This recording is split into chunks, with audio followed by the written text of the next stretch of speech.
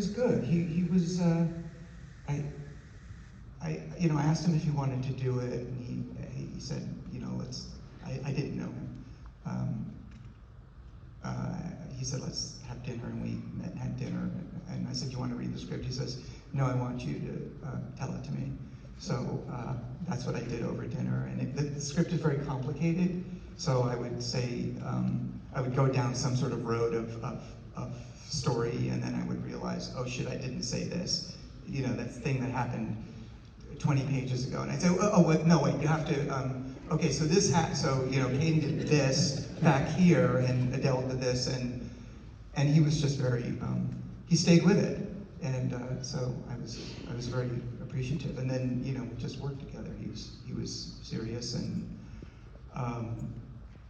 committed, and, when we were in pre-production, he was doing another movie, and we couldn't we needed to talk to him about something, I guess, and he wouldn't respond to my producer's calls or anything,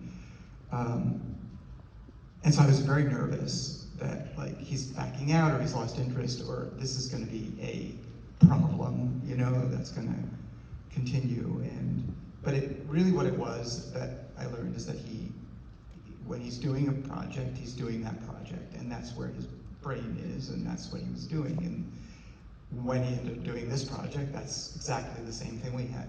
He's totally there, totally focused, and very good. And I really did learn.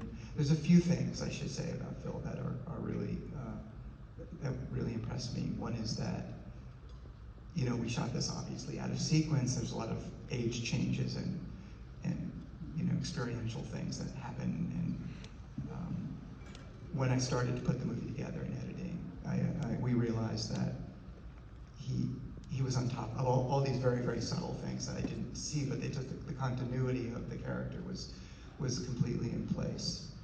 And the other thing I wanted to say about Phil was that, so the producers did not like the end of this movie, and they were very nervous about the fact that there was this sort of seemingly arbitrary person that he's engaged with in the very last scene, and why can't he be engaged with Adele? Why can't Adele come back and he could die in her arms? And I said, well, not the whole point, but one point of this movie is that when she leaves, he never sees her again.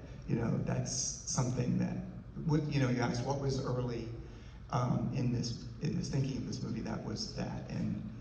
But we'd been editing for a long time, and they were unhappy, and I was uncertain, and I figured out a way to write a scene with Adele where there was a trick to it. I don't even remember what the trick was, but that she was with him, but somehow she really wasn't, and I sent it to Phil, and then at the same time I sent him a cut.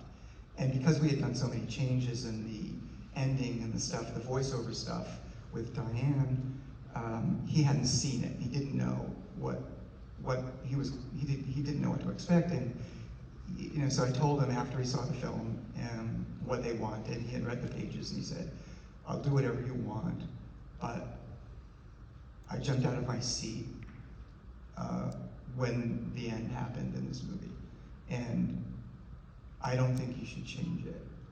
And it was like, he was my partner in this, because he's in every scene but one in this movie, and obviously there's so much that we had to go through together to make this, and I trusted him, and that was profoundly important to me that he said that, and I didn't change it.